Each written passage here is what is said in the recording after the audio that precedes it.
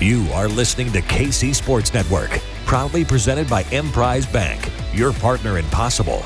Welcome, everybody, to the Border War podcast here on the Kansas City Sports Network. We are presented by 360 Vodka, and it is March. It is NCAA Tournament time, and it's time to welcome in my co-host, Jeff Hawkins, who is getting ready for a state run himself here in postseason play with his Pembroke Raiders. Jeff, welcome. Let's get cracking, man. You got a lot going on, but it's NCAA Tournament time, man. It's a great time of the year.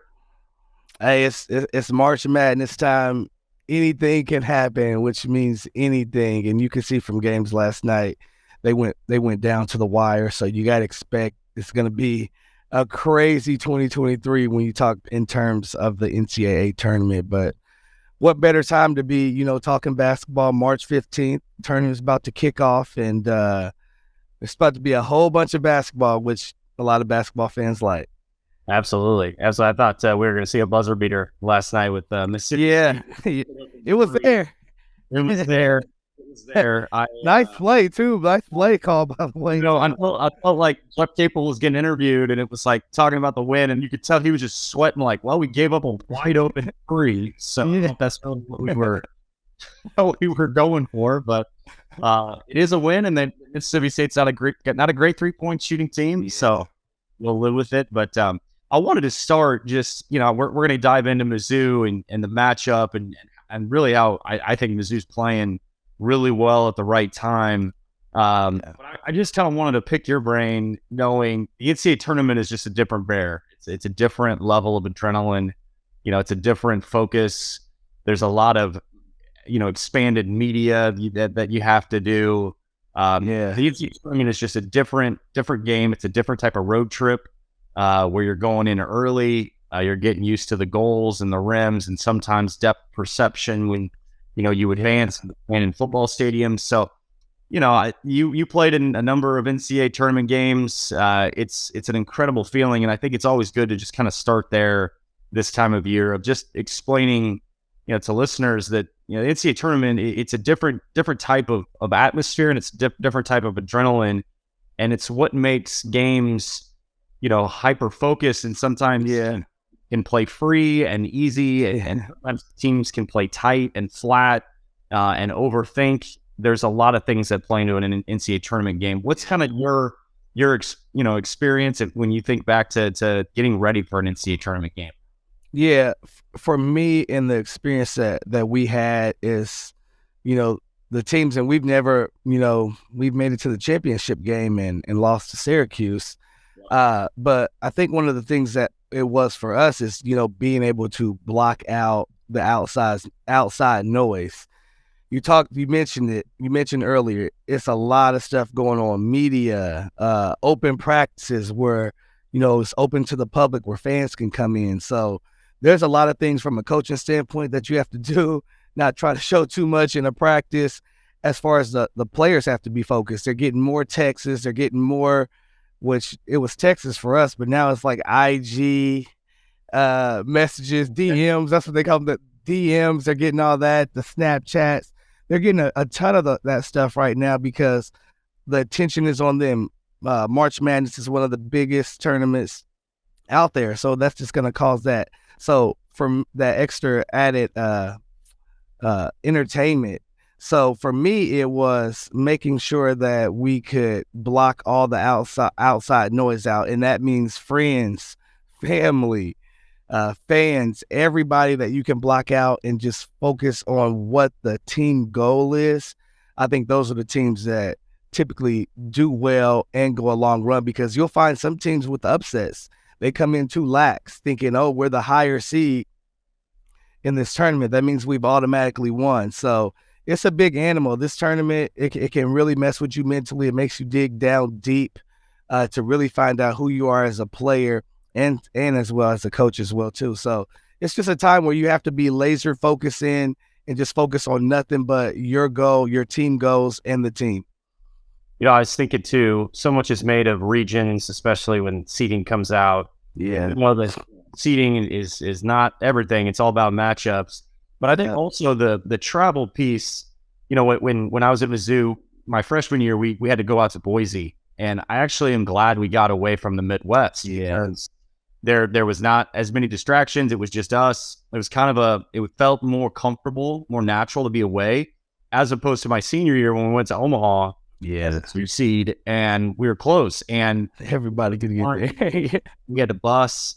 There was a lot of conversation around our travel, and there was a lot of people that were making that trip. And I'm not to say there were more distractions, but I draw a comparison of so much is made of, well, we got to be close to home. Sometimes it's okay to get away, and I don't know if you would feel that. I feel like there's another side to this coin of what I keep hearing of. Well, can you get close to home? And yeah, obviously it's great, travel your fans, absolutely. But I do think there's something to be said also of kind of getting away a little bit too. Yeah. I don't think that's necessarily a negative.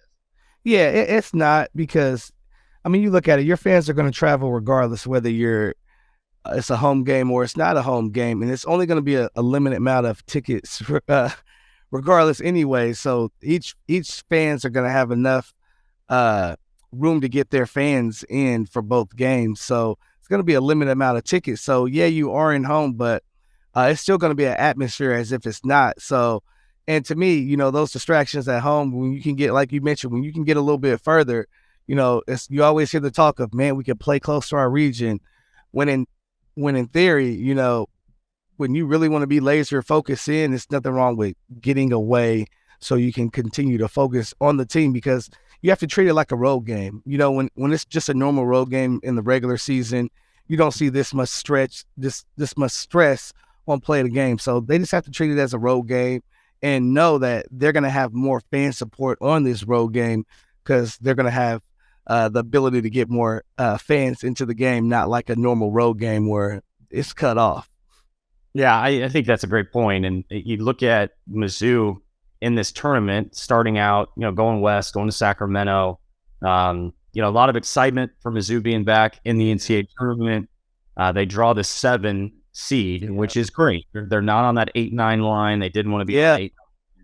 They did enough. They closed the regular season portion of their schedule on a winning streak right into the SEC tournament. Got a great win against Tennessee. Played really well. Back and forth, a lot of lead changes. Back and forth, they win. A lot of ties throughout that game. Missouri's able to pull away and win that game. Yeah. Then they lose a tough one to Alabama, and they were right there. And Alabama, the number 1 overall seed in the NCAA tournament, with the best college talent in Brandon Miller, who basically took over leaving that game. But Mizzou was competitive all the way through until probably the final 6-minute period, 7 minutes, where they just didn't have the horses. And I thought Alabama did a really nice job of shutting off Kobe Brown and giving him doubles and getting the ball out of his hands. And I think really it played into what Alabama was trying to do.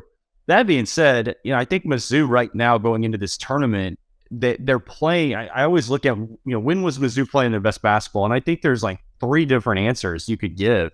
They were playing their great ball against Illinois and Kentucky when they got those wins back around December. That was probably, they were hair on fire, defending, making shots. They just looked like they had taken a big, big jump. Then it was when Isaiah Mosley was starting, and he was in the lineup, and they, had a big double-digit win against Iowa State and just dominated that entire game. And Iowa State at that point was a top 10 team in the country.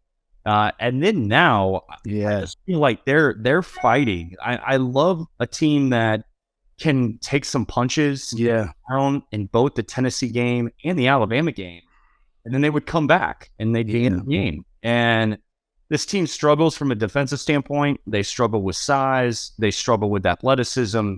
And we're going to dive into the matchup with Utah State. I just feel like right now with Mizzou, they played high-level competition, and they're not backing down. And there's a disrespect here factor, I think, where they're playing with an edge. They're playing angry. They feel slighted. Dennis Gates even anywhere in conversations with the SEC. Demoy Hodge not being on any, defensive list in the SEC, and then he's a top 25 national, defensive player of the year candidate. Yeah. I think all of this is good. Yeah. Is the point. I like a team that's dangerous. I like a team that's getting overlooked. Yeah. More times than not, those teams come with a fire and a vengeance right out of the gate. where they don't feel like they're playing. They feel like they're already playing with house money. Like nobody thinks they're going to win. That to me is a good sign for this team going into the tournament. They did this in the SEC tournament. They were overlooked, and they played like that in that Tennessee game. Yeah, and you know what? Just to ad lib on a couple of your points. You talk about this Missouri squad, and you talked about it almost felt like a roller coaster, but it's a good roller coaster. It's a up and down that gets you battle tested, and this Missouri team has been battle tested. When you have a team in the NCAA tournament that has been battle tested on all levels, I mean, you think about the Jayhawk game when they played the Jayhawks down to, and I'm just going from like top rank to top rank, Jayhawks to Alabama to the last game, to this Alabama game, and you know what Dennis Gates has done throughout this whole season. He's kept these guys glued in together. He's kept these guys believing. He's giving these guys a fighting chance. And when you even break down the Alabama game a little bit more, 11-point loss. I mean, but you guys got 11 more shots than them. Yeah. I mean, you guys got 11 more shots than them and shot 33% from the field. So to me, that's against the overall number one ranked team. To me, that goes 11 more shots. If you said, we're going to lose to Alabama, we're going to get 11 more shots, you're going to be like, 11 more shots. I mean, that goes to show that you guys can compete at a high level, and this is the overall number one ranked team. So I've said it before, like this team is going to be scary in the tournament. And like you mentioned, when a team is overlooked that deserves better, that's a scary team. That's a scary team because they're going to continue to get overlooked to a certain degree. But as long as, again, they can block out that outside noise and stay together as a team, they're going to use that fuel as fire, that fuel as fire, and it's just going to I think it's going to be an unbelievable scene. But I really think this, I mean, you know me, man, I've been all about this Missouri squad, especially with Dennis Gates and seeing, his evolution of coaching for the Tigers and what he's done with the program, changing the culture. To me, I mean, you can't help but it's weird saying this, man, but I'm just a basketball junkie, man. Like, you can't help but to root for the Tigers, man, because they're doing things the right way. And when guys are doing things the right way, you have to appreciate it. We'll take a break and we'll be right back after this. Welcome back to the Border War podcast on the Kansas City Sports Network, presented by 360 Vodka. And let's, Jeff, take a minute to dive into this matchup. First off, 7-10 games are a blast. Those are always fun games. I like the 5-12 matchup. I always think that's a good matchup as well. Yeah. Some good games there that are tough matchups. The 8-9 games are great as well. The 8-9 games are always fun. Yeah. The 7-10 matchup, like Texas A&M as a 7 was a big surprise for me. Another SEC school that I thought deserved at least I thought they'd be a 5. But they're a 7. They played Penn State. That's a big 7-10 matchup. Penn State is really tough, and so in my head I'm like, okay, if I'm Mizzou, would I rather play Penn State or would I rather play Utah State? I still think I would lean Utah State, and I know the fans are nervous about this game because Utah State was picked, and this is going to be a great matchup. Like if your point, Jeff, about being a basketball junkie, if you have no dog, this is a fun game. That's going to be, this is a 2 high-powered offenses. Shooting is a premium. There's so many guys that can shoot it up and down the rosters for both teams. They're older groups. There's a lot of veterans in this game that will be played. Guard play is very important. Point guard play is very important. When you look at Utah State, yes, they're the number 18 team in KenPom. They are a team that has been very, very solid in terms of offensive efficiency and defensive efficiency. They shoot it really well. They average close to 80 a game, so they can really score it. The big thing, it goes back to what we were talking about before the break, and that is Mizzou's played some high-level competition. They've been battle-tested. When I look at Utah State's schedule, and they've won a lot of games, it's hard to really look at what's their best win. You could say Oral Roberts is their best win, which is Oral Roberts is an NCAA tournament team. And won the Summit League, great team. That to me bodes well for Missouri in that they've faced a lot of athleticism, a lot of size. They've faced NBA caliber talent. Their defensive game plans, what Dennis Gates has done from an ATO in-game adjustment. Yeah. I think it sometimes gets overlooked, and you know this best, Jeff, too, because you've been in a locker room with Bill Self in terms of in-game adjustments, strategy. There's always this evolution of how do we adjust in-game and Dennis Gates has done that, and his staff has done that.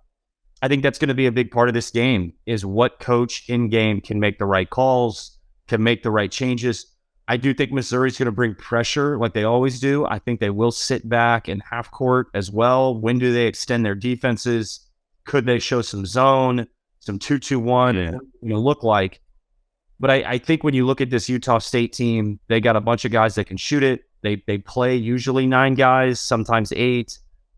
They have size and Taylor Funk, who's a 3-point shooter that can really stretch it. He's 6'9", right around a 14-point per game score, 6 rebound per game. That type of guy, 6'9". Length and size has bothered Missouri. I think that's definitely a part of this. But Utah State is not a great rebounding team. And that's going to be the kicker in this game is Mizzou has struggled on the glass. But if Mizzou is competitive and in that 5 to 8 range, if they're -5, -8, they're going to be okay. If they force turnovers. That's the biggest key is the turnovers and forcing, getting steals, demoiving and passing lanes. That's a huge part of their defense. So there's a lot of factors in this game. But I think if Missouri can win points in the paint, and if they can get points off turnovers and take those turnovers and get easy buckets out of that, the match is 70, and Missouri should win this game. But it's all about pace and all about how Missouri starts the game. They cannot start slow and dig themselves a ditch. They've done that before. To your point about the roller coaster, they've done that plenty of times. They got to start games faster, and I think they'll give themselves a chance. Yeah. And I will tell you this, like my roller coaster reference is like, it's like a good thing for their roller coaster. Some are just like, whoa, we don't know what, like you knew what you were going to get out of the Missouri Tigers. Regardless, it's just good that when you can, have that up and down and be battle tested and get through it and not take too many, they were small roller coaster dips, not the big ones. And like you mentioned this Utah State, I think, again, I'm big on Dennis Gates, man. You guys have Dennis Gates, who is, breaking down stuff probably right now. So you definitely trust in your coach to that standpoint. And when you talk about being battle tested, going back on that again, when you just look at Utah State's schedule, to me, I just think Missouri just needs to come in and do what they do. And that's, again, pressure. When they get out and they can pressure the ball, they can share the ball. To me, they have a greater chance of being more successful when they got the ball moving. Those assist numbers are up, and they're getting on the defensive end. We all knew kind of what the Tigers could give us from a rebounding standpoint. They might get out rebounded, they're not as big inside, but they're willing to counter that. And Dennis Gates has shown that. Hey, you guys can out rebound us. We'll beat you in other categories as well too. We'll keep our turnovers under yours as well too. We'll make sure we're sharing the ball better, getting paint touches, forcing help. We'll do those little things. So that's where I have Missouri having the edge. And again, they've been battle tested. When you talk about beating ranked opponents, Missouri, I believe, has 8 wins against ranked opponents, and Utah State, they've lost twice to San Diego State, and that was kind of their best. So their closest run to playing someone with a in the top 25. So when you talk about battle tested, to me, again, it's just locking in, being laser focused, blocking everything outside. Take those seats away. 7-10 matchup. There's no 7-10 matchup. It's just numbers behind it. Play the game. Listen to your coach. And give everything you got. And I think if the Missouri Tigers can do that, and I believe they will do that, Utah State has no chance. Utah State has no chance being on the same floor with Missouri. But if you start getting into that 7-10 matchup and looking at that, maybe they have a chance because your focus might be off. But throw all that stuff out the window. stay in tight as a unit. And I think that's what they're going to do because Coach Gates has shown that's what he's done throughout the season. So that's what I expect. But I really like the Missouri Tigers in this matchup. I think they will be able to guard. They are a much quicker team than Utah State as well, too. So I think they'll be able to use their speed as well to counter some things as well, too, whether it is getting beat on a rotation. Those guys will be able to – the Tigers will be able to recover and get to spots and rotate a little bit quicker. So I think their speed will be a factor in this game as well, too. No question. I think it's look, Kobe Brown, Demoy Hodge, they have to be, playing at a high level. When they score over 20 each, that's usually a great sign. And then the role players that fill in, Nick Honor's got to continue to be aggressive. I know he didn't shoot well against Alabama, but he's a great shooter and he needs to keep shooting that ball. If defenders go under, him shooting the three is a good shot. Yeah. Time selection is really important. The Alabama game, DeAndre Golston shooting ball 17 times. Mohamed Diarra off doubles, kind of open for a reason. He's in the game for defensive purposes and rebounding. And I love that Coach Gates allows guys to play freely. I still think, Kobe Brown, when he's aggressive and he's a force, Utah, they're unstoppable. They can't guard that. Like, they cannot guard Kobe around the rim. And that's another big factor in this game is how does Utah State guard Kobe? How do they guard Demoy Hodge, too? Yeah. So those guys got to be really good for Missouri. And then we'll see what happens from there, right? It's one game at a time. Missouri hasn't won an NCAA tournament game since my sophomore year. So you want to win a tournament game. That's the biggest thing. Win one, and then see where the chips fall. I do like they would match up if they were to face Arizona. I do think Arizona's very good. They're a tough team out of the Pac-12. I do think that matchup's really interesting just because I think Missouri's pressure, their speed, their hands, that could be an impact against a team like that. Fearlessness. Add that in there, that fearlessness, man. That's right, man. I don't want to look too far ahead, but this is what the tournament's all about and what side of the bracket you're on. And Missouri drew a 7. It's not an easy matchup against Utah State. It's going to be a tough one. But the side of the bracket, hey, you'd much rather, I think, want to look at Arizona instead of Texas or UCLA or some of these other seeds that, are pretty salty. So we'll see where the chips fall. It's great to have Missouri back in the NCAA tournament. What a year it's been for Dennis Gates and this team, a top 4 double bye, get an SEC tournament win, battle with Alabama. They're in a great spot. This is what you'll take. We'll see what happens with Trey Gomillion. I think that's a big piece. You see that a growing strain. Hopefully he's back because his IQ, his toughness, his leadership, his ability to move without the ball, those things really matter to this team. And it would give Sean East a break too, where, you could really get creative with your roster and your lineup, rotation, personnel, those type of things. Let's see what happens there. I hope Trey can play, but it's a big test for Mizzou. Jeff, next week we'll probably hopefully be talking about maybe a couple wins. Maybe none of that first weekend. I'm down for it. I'm down for it. Enjoy the tournament, man. Good luck to your Raiders. Well, thank you. In the postseason, and we'll talk next week. You betcha. Thanks for watching this production of KC Sports Network, the fastest growing sports media network in Kansas City. Check out these videos that feature our team of more than 15 former players, insiders, and analysts bringing you the best Chiefs coverage you can find. Entertain, educate, inform. KC Sports Network.